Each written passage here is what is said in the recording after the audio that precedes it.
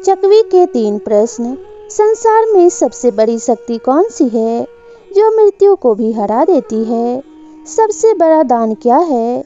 सबसे बड़ा धर्म क्या है? एक समय की बात है, किसी गांव के बाहर भगवान शिव का मंदिर था। उसके सामने ही एक विशाल बरगद का पेड़ था। उस पेड़ पर एक चकवा और एक चकवी रहते थे। वे दोनों रोजाना भगवान शिव की पूजा पाठ करते और उनकी भक्ति में लीन रहते थे। एक दिन चकवी ने चकवा से पूछा, हे प्रिय, मेरे मन में कई दिनों से 3 प्रश्न उठ रहे हैं। आज मैं तुमसे इन तीनों प्रश्नों के उत्तर जानना चाहती हूँ। मेरा पहला प्रश्न है, इस संसार में सबसे बड़ी शक्ति कौन सी है जो मृत्यु को भी हरा देती है? और मेरा दूसरा प्रश्न है, सबसे बड़ा दान क्या है? और मेरा तीसरा प्रश्न है, सबसे बड़ा धर्म क्या है? फिर चकवी की बात सुनकर चकवा कहने लगा, हे प्रिय, मैं तुम्हें मेरी प्रत्यक्ष देखी हुई एक घटना सुनाता हूँ। उस घटना को सुनने के बाद तुम्हें तुम्हारे तीनों प्रश्नों के जवाब मिल जाएंगे। एक रामपुर नाम का शहर था। उस शहर में एक ठाकुर रहता था जो एक सामंत के उच्च पद पर नियुक्त था। उस ठाकुर का एक लड़का था जिसका नाम करमवीर था। एक दिन करमवीर घर से घोड़ा पर सवार होकर भ्रमण करने के लिए निकला। घूमते घूमते करमवीर को प्यास लगने लगी। थोड़ा आगे चलने पर उसे पानी का प्याऊ दिखाई दिया। फिर उसने वहां जाकर पानी पिया और घोड़े को भी पानी पिलाया और थोड़ी देर वहीं बैठकर विश्राम किया। विश्राम करते हुए करमवीर ने देखा कि वहां बहुत से यात्री आ रहे थे और जा रहे थे और पानी पीने के बाद बड़ा आशीर्वाद दे रहे थे।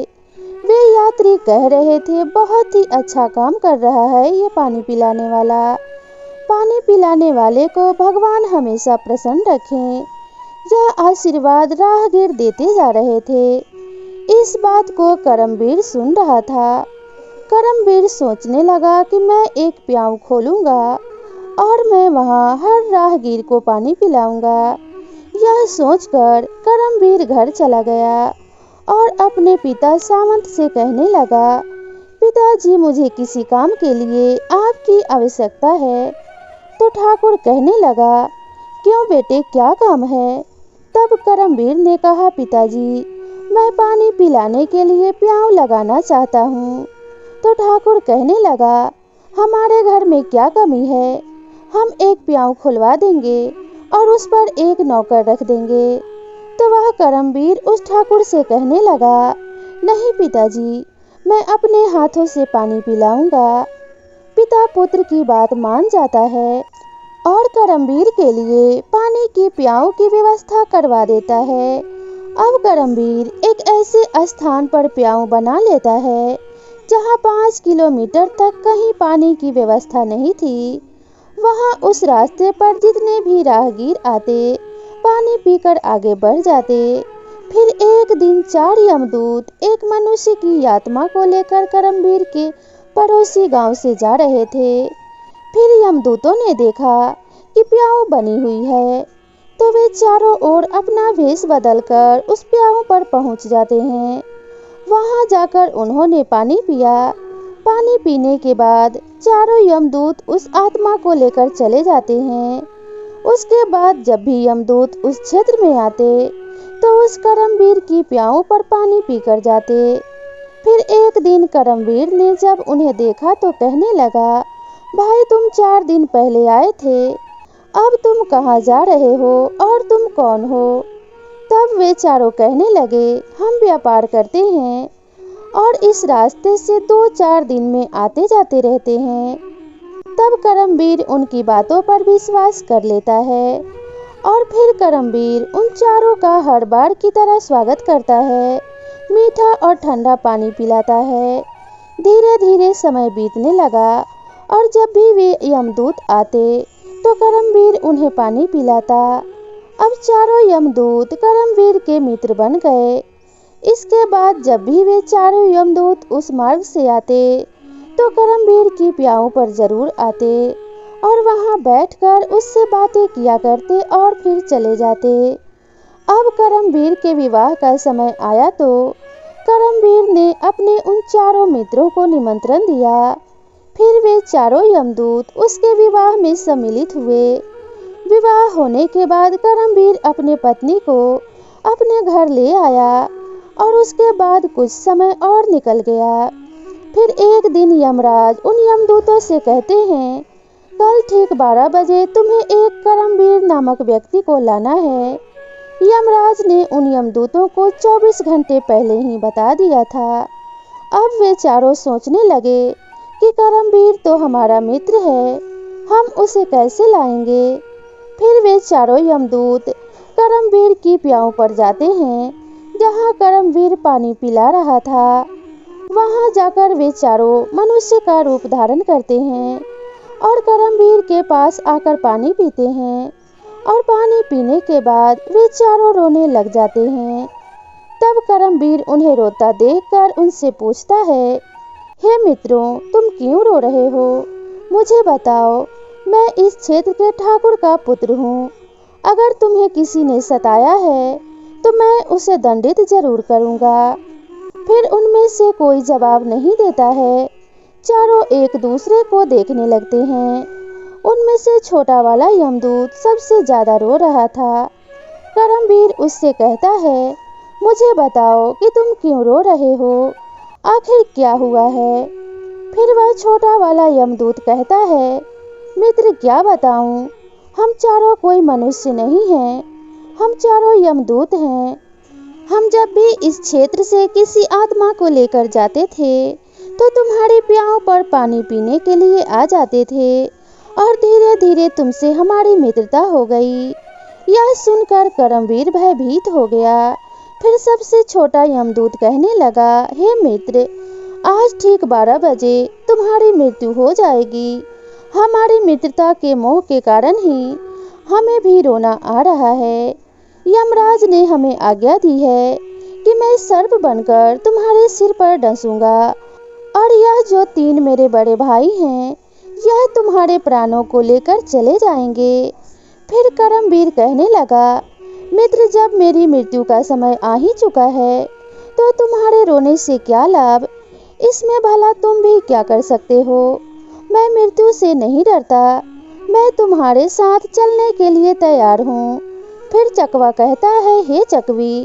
तब वह चौथा यमदूत कहता है, हे मित्र, सबसे ज्यादा स्नेह मैं तुमसे ही करता हूँ, परंतु क्या करूँ, संयोगवश मुझे यह जिम्मेदारी मिली है कि मैं तुम्हें डसूंगा और तुम्हारी मृत्यु मेरे ही हाथों से होगी। फिर चकवा कहने लगा, हे चकवी। तब वह करमवीर कहने लगा, ठीक है मित्र, कोई बात नहीं, जो यहाँ आया है उसे एक ना एक दिन तो जाना ही पड़ता है, मृत्यु को कोई टाल नहीं सकता। फिर वह छोटा यमदूत कहता है, देखो करमवीर, ठीक 12 बजे से 10 मिनट पहले हम चारों यमदूत तुम्हारे घर की सीढ़ियों पर बैठ जाएंगे और 10 मिनट बाद तुम्हें ले जाएंगे। इतना कहकर वे चारों यमदूत अदृश्य हो गए। अब करमवीर थोड़ा सा घबराया और अपने घर को चल दिया। उसने रात को वह बात अपनी पत्नी से नहीं बताई और इंतजार करने लगा कि कब 12 बजेंगे। जब 12 बजने का समय नजदीक आया है तो वह छोटा वाला यमदूत सर्प का रूप धारण कर लेता है और सीढ़ियों पर बैठ जाता है। फिर चकवा कहने लगता है, हे चकवी। इधर करमवीर मन में विचार कर रहा था कि मैं थोड़ी ही देर में मरने वाला हूँ और मेरी नई नवेली पत्नी है, तो क्यों न थोड़ी देर मैं अपनी पत्नी से बातें कर लेता हूँ। और यह सोचकर वह ऊपर के कमरे में जाने लगता है। अब उसे ऊपर जाने के लिए सीढ़ियों से होकर जाना था जिन पर वह सर्प बैठा हुआ था। तब करमवीर ने सर्प को बैठे हुए देखा तो करमवीर उसे पहचान गया और उससे कहने लगा, हे मित्र, तुम मुझे डस लो, मैं कहीं नहीं जा रहा हूँ। तभी सर्प कहता है, हे मित्र, मैं तुझे जरूर डसूंगा, पर जब 12 बजने में 10 मिनट शेष रहेंगे तभी मैं डसूंगा। सर्प और करमवीर आपस में बातें कर रहे थे, तो करमवीर की पत्नी उन्हें देख रही थी और उनकी बातें सुन रही थी। करमवीर की पत्नी एक पतिव्रता स्त्री थी। उसका पतिव्रत धर्म उजागर हो गया और वह ईश्वर से प्रार्थना करने लगी, हे प्रभु, मेरे विवाह को अभी 10 दिन भी नहीं हुआ है और यह क्या घटित होने वाला है। फिर चकवा कहने लगा, हे चकवी, वह एक राजपूत की पुत्र वधू थी। उसने 36 प्रकार के व्यंजन भोजन में बनाए और उसी शहर में एक बहुत ही गरीब व्यक्ति रहता था और उस गरीब की एक लड़की थी जो 9 महीने की गर्भवती विधवा थी। वह अपने गरीब पिता के घर में रहती थी क्योंकि उसके ससुराल में उसके पति के मरने के बाद उसका कोई भी सहारा नहीं था। और जिस दिन करमवीर को वह सर्प डसने वाला था, उसी दिन उस लड़की के नवजात शिशु पैदा हुआ और वह लड़की जिसे प्रसव हुआ था, उससे बहुत जोर से भूख लगने लगी। तो वह लड़की अपने माता पिता से कहने लगी, मुझे बहुत तेज भूख लग रही है, मुझे कुछ खाने को दे दीजिए। तो पिता कहने लगा, बेटी, मेरे पास खाने के लिए कुछ भी नहीं है, मैं तुम्हें भला क्या दे सकता हूँ। ऐसे में वह लड़की बोली, यदि तुम मुझे खाने को नहीं दोगे तो यह जो बच्चा मेरे गर्भ से पैदा हुआ है, मैं इसे ही खा जाऊंगी। फिर चकवा कहने लगा, हे चकवी, प्रसूति के समय की भूख बहुत ही तेज होती है। जब उस गरीब व्यक्ति ने यह बात लड़की के मुंह से सुनी कि मैं इस बच्चे को खा जाऊंगी, तो वह पिता कहने लगा, बेटी, तुम रुको, मैं जाता हूँ। अगर कोई कुछ खाने को देगा तो मैं खाने के लिए लेकर अवश्य आऊँगा। उस लड़की का पिता भिक्षा मांगते हुए चला जा रहा था। जो कोई उसे देखता तो वही दरवाजा बंद कर लेता था। इस प्रकार चलते हुए वह व्यक्ति इसी ठाकुर के महल के पास आया, जहाँ पर करमवीर से उसका काल सर्प बनकर बातें कर रहा था और उसकी पत्नी उसे देख रही थी और ईश्वर से प्रार्थना कर रही थी। तभी वह मांगने वाला आवाज लगाता है, मुझे कोई भोजन दे दीजिए, मेरी लड़की को प्रसव हुआ है, उसने एक नवजात शिशु को जन्म दिया है और मेरे पास उसको खिलाने के लिए कुछ भी नहीं है। वह नवजात शिशु को खाने वाली है। जब यह बात करमवीर की पत्नी ने सुनी तो वह सोचने लगी, कुछ समय बाद मेरा पति मर जाएगा और मैं विधवा हो जाऊंगी और मुझे अपने पति के साथ सती होना पड़ेगा, तो यह भोजन किस काम आएगा जो मैंने बनाया है। इस भोजन को मैं इस भिखारी को दे देती हूँ।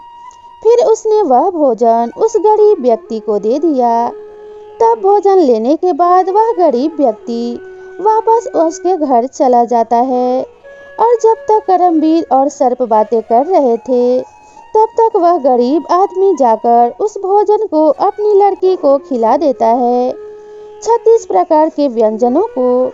जब उस लड़की ने जी भर के खा लिया तो पूछने लगी, पिताजी, आज इतना अच्छा भोजन किसने दिया?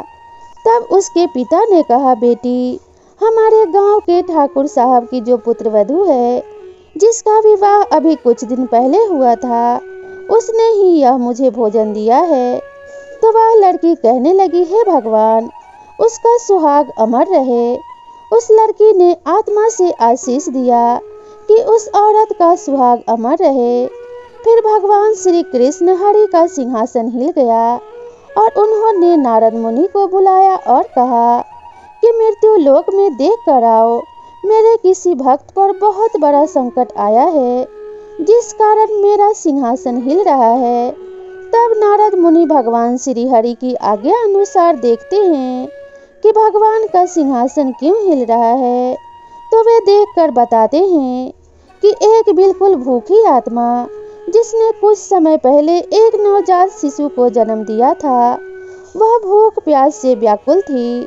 उसे भोजन मिलने के कारण उसने अंतर आत्मा से यह कह दिया है कि भोजन देने वाली औरत का सुहाग अमर रहे, अर्थात उसका पति जीवित रहे। और उधर यमराज ने उसके पति के प्राण लेने के लिए यमदूतों को भेज दिया है और बस 10 मिनट बाद ही उसके प्राण लेने वाले हैं। फिर चकवा कहता है, हे चकवी।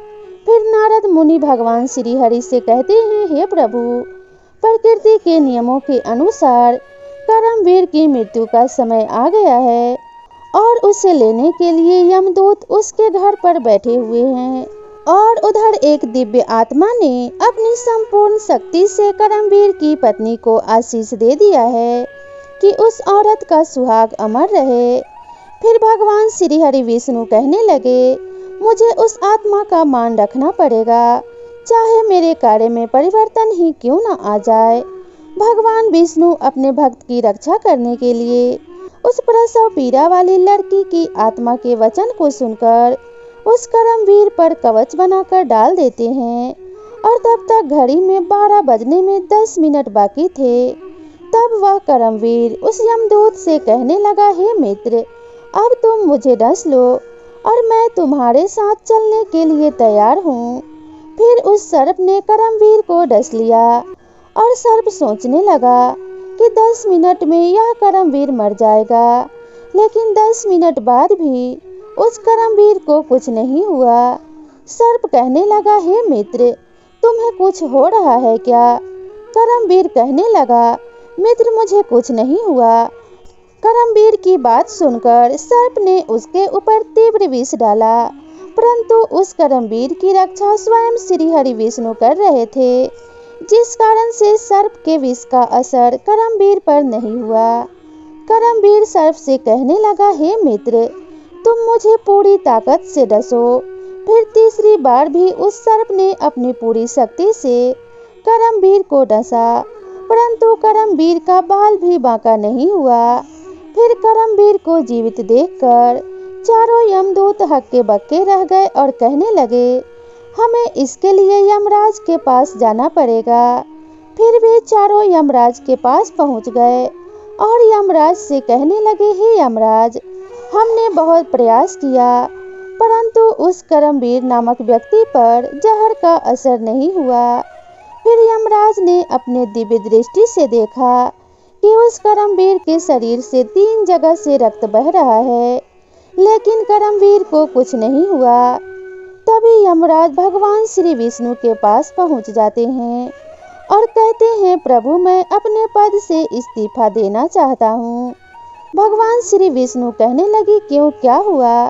तब यमराज ने कहा कि प्रभु, प्रकृति के नियम में परिवर्तन हो गया। जिस व्यक्ति के मृत्यु का समय आया था, वह व्यक्ति 3 बार प्रहार करने से भी नहीं मर रहा है। इसका क्या कारण है? तब श्री विष्णु उन्हें समझाते हुए कहते हैं, हे यमराज, यह आत्मा की शक्ति है। फिर यमराज कहते हैं, प्रभु, यह आत्मा की शक्ति क्या होती है? तब भगवान श्री विष्णु कहते हैं, यह कोई व्यक्ति अपनी अंतर आत्मा से किसी दूसरे को आशीष या श्राप दे देता है, तो उसको झूठा करने की शक्ति मेरे अंदर भी नहीं होती है, चाहे फिर मुझे उसके लिए प्रकृति के नियमों को ही परिवर्तन क्यों ना करना पड़े। फिर भगवान विष्णु कहते हैं, हे यमराज, जरा ध्यान से देखिए, एक ऐसी गरीब औरत जिसका पति उससे 2 महीने पहले ही छोड़कर मर गया है, जो अपने पिता के घर भूख प्यास से रह रही हो और पिता के पास भी खाने को कुछ नहीं मिले, और जिसने कुछ समय पहले ही एक शिशु को जन्म दिया था, उसे भोजन नहीं मिल रहा था। उसकी आत्मा भूख से बिलबिला रही थी। वह अपने नवजात बच्चे को खाने को तैयार थी और उसको भोजन उपलब्ध करवाया उस करमवीर की पत्नी ने, और उस औरत ने उसे ऐसा आशीष दिया कि उसका सुहाग अमर हो जाए। मुझ में एकाग्र होकर जो व्यक्ति आशीष या श्राप देता है, मैं उसके वचन को कभी झूठा नहीं होने देता। हे यमराज, इसलिए तुम्हें करमवीर की आयु 100 वर्ष और बढ़ानी होगी। फिर यमराज करमवीर की आयु को 100 वर्ष बढ़ा देते हैं। फिर चकवा कहता है, हे चकवी, तुम्हारा पहला प्रश्न था कि सबसे बड़ी शक्ति कौन सी है जो मनुष्य की मृत्यु को भी हरा देती है। तो समझ लो, सबसे बड़ी शक्ति होती है आत्मा की शक्ति। यदि कोई व्यक्ति आत्मा से आशीर्वाद दे या श्राप दे तो उसे ईश्वर भी नहीं झूठा कर सकता। तुम्हारा दूसरा प्रश्न था कि सबसे बड़ा दान क्या है, तो समझ लो, हमें अन्न का दान करना चाहिए। अन्न का दान ही सबसे बड़ा दान माना जाता है। भूखे को भोजन कराना सबसे बड़ा दान होता है।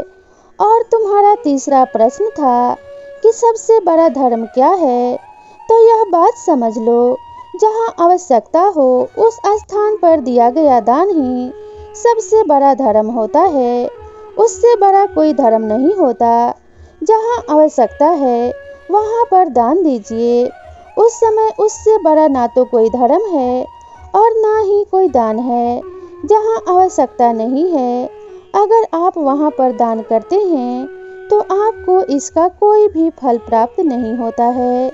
इसलिए हमेशा भूखे को भोजन कराओ और प्यासे को पानी पिलाओ। इससे बड़ा दान धर्म कोई नहीं है। और जो भी जरूरतमंद व्यक्ति आपके दरवाजे पर आए उसकी सहायता अवश्य करो। प्रभु का आशीर्वाद हमेशा आपके ऊपर बना रहेगा। तो दोस्तों, आज की कहानी में बस इतना ही। आज की कहानी आपको कैसी लगी हमें कमेंट करके ज़रूर बताइएगा। और वीडियो पसंद आई हो तो इसे अपने फ्रेंड्स और फैमिली के साथ भी शेयर कर दीजिएगा। तो मिलते हैं इसी तरह की नई कहानी के साथ। तब तक के लिए नमस्कार।